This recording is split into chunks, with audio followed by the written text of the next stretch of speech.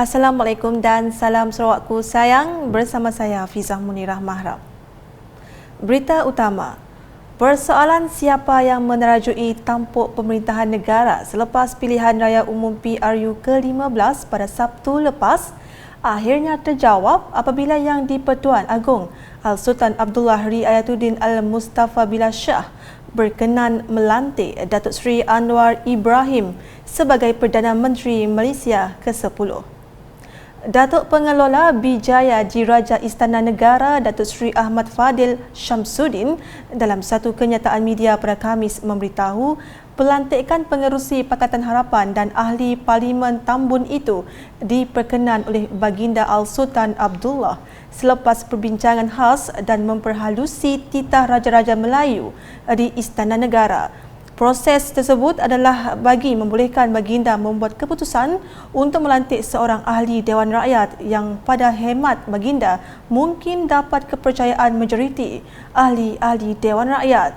Ini adalah selaras dengan kuasa Baginda yang diperuntukkan di bawah Perkara 40/2/A dan Perkara 43/2/A Perlembagaan Persekutuan. Proses seterusnya ialah istiadat penghuniaan surat cara pelantikan dan istiadat mengangkat sumpah jawatan dan setia serta sumpah simpan rahsia sebagai Perdana Menteri pada jam 5 petang di Istana Negara. Berita seterusnya, Kerajaan Sarawak memegang 100% autonomi ke atas pelabuhan yang ada di negeri ini kecuali Lembaga Pelabuhan Bintulu. Timbalan Menteri Infrastruktur dan Pembangunan Pelabuhan Datuk Majang Renggi berkata, Lembaga Pelabuhan Bintulu terletak di bawah bidang kuasa Kerajaan Persekutuan. The Sarawak government holds 100% autonomy over Kuching, Rajang, Miri, Tanjung Manis and Samalaju Port Authorities. As for Bintulu Port Authority, it is a federal statutory body under the jurisdiction of the Ministry of Transport, Malaysia. Beliau berkata demikian sebagai menjawab soalan adun Tanjung Batu Johnny Pang Leong Ming dalam persidangan Dun Sarawak ke-19 pada Khamis. Menjawab soalan tambahan, Datuk Majang memberitahu seramai 124 orang kaki tangan berkhidmat di Lembaga Pelabuhan Bintulu dengan 118 orang atau 95.2% adalah warga Sarawak. Laporan seterusnya, sebanyak 14 daripada 16 permohonan telah diluluskan oleh Jabatan Tanah dan Survey Sarawak JTS bagi pengukuran perimeter Tanah Hak Adat Bumi Putra NCR di bawah Seksyen 6 Kanun Tanah Negeri KTN di kawasan Dun Ngemak yang merangkumi keluasan lebih kurang 62,822 hektar atau 155,233 ekar telah diluluskan, manakala dua lagi dalam permohonan masih dalam proses semakan.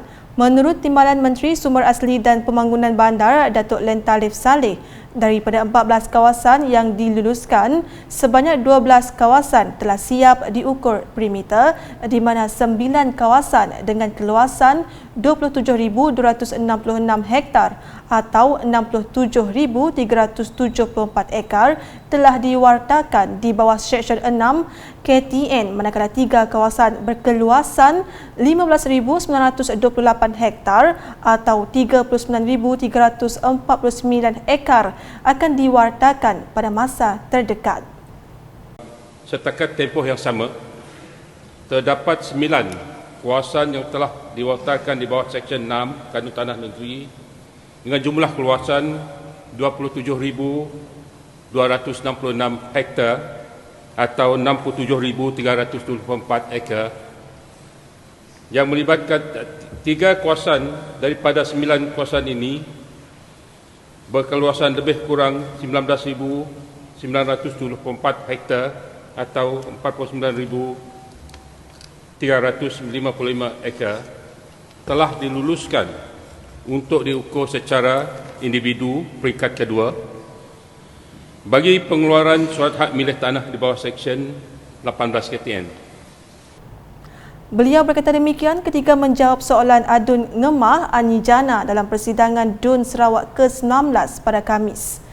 Selain itu, jelasnya setakat 31 Oktober 2022, jumlah surat hak milik tanah di bawah Seksyen 18 KTN yang telah dikeluarkan di bawah DUN Ngemah adalah 366 surat hak milik dengan keluasan lebih kurang 612 hektar atau 1,511 ekar melalui program pengguruan tanah NCR Inisiatif Baharu. Beralih ke paparan seterusnya. Jabatan Bekalan Air Luar Bandar JBAB telah mengambil pendekatan jangka panjang dan jangka pendek untuk mengatasi masalah bekalan air bersih terawat di penempatan semula bakun BRS Sungai Asap. Menurut Timbalan Menteri Utiliti dan Telekomunikasi Sarawak, Datuk Dr. Abdul Rahman Junaidi, bagi perancangan kerja jangka pendek, kerja-kerja penambahbaikan muka sauk loji rawatan air Sungai Asap yang mendapat sumber air mentah dari Sungai Koyan akan dilaksanakan pada tahun 2023. Skop kerja projek penambahbaikan muka sauk di Sungai Koyan merangkumi pengukuhan struktur yang sedia ada untuk memastikan operasi pengepaman air yang berterusan semasa musim banjir. Selain daripada itu, penggantian untuk sistem penapisan air akan dibuat untuk memastikan pengeluaran bekalan air terawat mencukupi semasa musim kemarau. Anggaran bagi kos melaksanakan projek jangka masa pendek ini ialah sebanyak 1.5 juta ringgit. Beliau berkata demikian bagi menjawab pertanyaan Adun Murum Kennedy Cupai Unggon dalam persidangan DUN Sarawak ke-19 pada Khamis.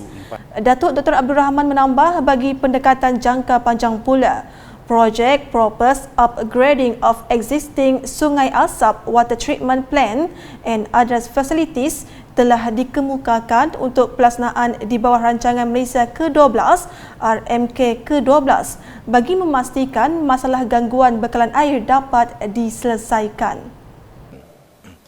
Untuk makluman ahli yang berhormat bagi Murum, antara skop kerja yang telah pun dicadangkan bagi projek ini adalah seperti berikut. Pertama, kerja-kerja meningkatkan kapasiti loji ini daripada 5 juta liter sehari yang ada sekarang kepada 10 juta liter sehari, ya, daripada 5 hingga 10 million liter per day.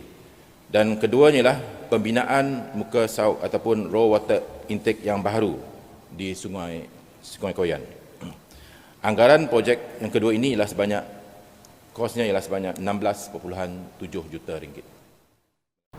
Berikut pula, Kerajaan Sarawak sentiasa berusaha untuk meningkatkan liputan internet dan perhubungan telekomunikasi di kawasan DUN Beting Maru.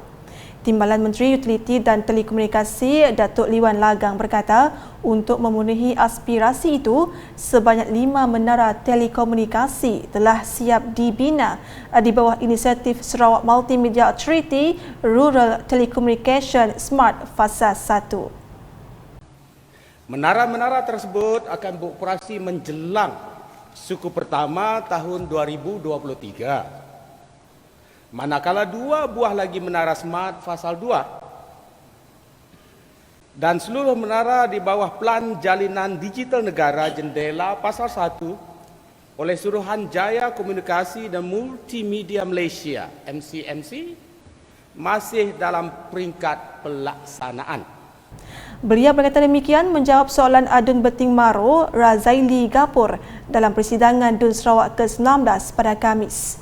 Kerajaan Sarawak juga katanya telah menyediakan perkhidmatan internet melalui inisiatif Wi-Fi saluran menerusi Lembaga Multimedia Sarawak SMA sebagai penyelesaian sementara di 3 lokasi di DUN Beting Maru sehingga menara baharu dibina.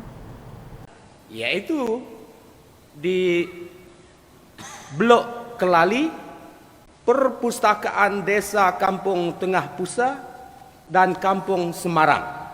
Berita seterusnya, Kementerian Kesihatan Malaysia KKM telah mengumumkan menaik taraf Hospital Mukah kepada Hospital Pakar Minor pada 8 September lepas. Timbalan Menteri Kesihatan Awam, Perumahan dan Kerajaan Tempatan Kesihatan Awam dan Perumahan Michael Tiang Mingti berkata, Hospital Muka menyediakan perkhidmatan pakar di bawah konsep hospital kluster di mana pakar dari Hospital Bintulu menjalankan lawatan ke klinik pakar secara berkala di Hospital Muka. Cluster hospital concept was initiated by the Federal Ministry of Health since 2014 to broaden and optimize service delivery of specialist care to the rural areas. A cluster comprising of several hospitals in the same locality is led by a major specialist of several hospitals, led by the major specialist or state hospital, which aims to improve coordination between hospitals and to increase coverage of specialist care. This shall help to improve the quality of healthcare delivery to community regardless of location, especially rural areas. Beliau berkata demikian sebagai menjawab soalan adun talian Royston Valentine dalam persidangan DUN Sarawak ke-19 pada Khamis. Mengulas lanjut sehingga kini sebanyak 6 hospital kluster melibatkan 23 hospital di Sarawak telah dibentuk dan Mukah ialah salah satu hospital bukan peneraju Hospital Kluster Sarawak Barat bersama Hospital Dalat dan diketuai Hospital Bintulu. Led by Bintulu Hospital, specialists in Bintulu Hospital will provide visiting services to both non-lead hospitals to ensure delivery of specialist care to both areas. Ke perkembangan seterusnya, Kementerian Belia, Sukan dan Pembangunan Usahawan Sarawak akan mempertimbangkan pembinaan prasarana sukan di kawasan Dewan Undangan Negeri DUN setakat tertakluk kepada peruntukan dan keperluan semasa. Timbalan Menteri Belia, Sukan dan Pembangunan Usahawan 1, Datuk Jeral Rentab Jabu berkata, pihak kementerian yang mempunyai perancangan untuk memastikan setiap daerah dilengkapi dengan kemudahan sukan yang akan memanfaatkan belia dan masyarakat setempat dalam usaha menggalakkan gaya hidup sihat. Tambahnya, setakat ini antara fasiliti sukan yang terdapat di Samarahan adalah Stadium Terbuka Kota Samarahan, Stadium Tertutup Kota Samarahan dan Kolam Renang Kota Samarahan. Kita menenam berat kepada pembangunan sukan dan memastikan aktiviti-aktiviti sukan dijalankan. Kita telah melaksanakan program pembangunan belia, sukan dan kawasanan di kawasan luar bandar di seluruh negeri Sarawak, termasuk program pembangunan belia, sukan dan usahawan. Kementerian juga sentiasa melihat aktiviti atau program yang boleh memberi faedah kepada pengurusan bakat belia. Beliau berkata demikian bagi menjawab soalan adun setakan Datuk Hamzah dalam persidangan DUN Sarawak ke-19 pada Khamis. Bagi kawasan setakan, katanya ia mempunyai kesukaran mendapatkan tanah maupun lapangan untuk melaksanakan pembangunan memandangkan kedudukannya berada di pinggir bandar. Sementara itu, Kerajaan Sarawak sedang mengenal pasti kawasan di DUN Pelagus dan Baleh yang berpotensi untuk dibangunkan sebagai kawasan tanaman agro makanan secara komersial. Demikian menurut Timbalan Menteri Industri Makanan, Komoditi dan Pembangunan Wilayah Sarawak, Martin Ben, bagi menjawab pertanyaan adun Pelagus Wilson Nyabong Ijang dalam persidangan DUN Sarawak ke-19 pada Khamis. Beliau memberitahu tanaman agro makanan yang berpotensi untuk dibangunkan di kawasan berkenaan ialah tanaman durian, dabai dan jagung bijian. Martin turut dimaklumkan model perniagaan yang dicadangkan untuk diperkenalkan bagi membangunkan sektor pertanian secara komersial di kawasan itu adalah melalui Public Private Community Partnership PPCP.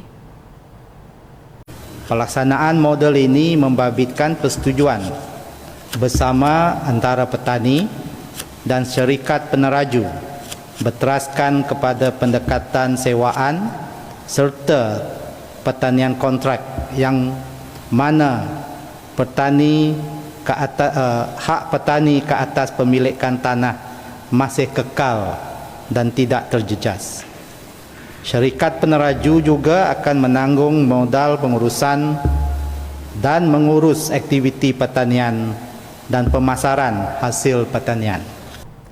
Sekian edisi malam bersama saya Hafizah Munirah. Berita lebih lanjut boleh didapati di semua platform media sosial UKAS termasuk portal ukas.sarawak.gov.my dan UKAS channel di YouTube. #menyebar fakta. Salam UKAS.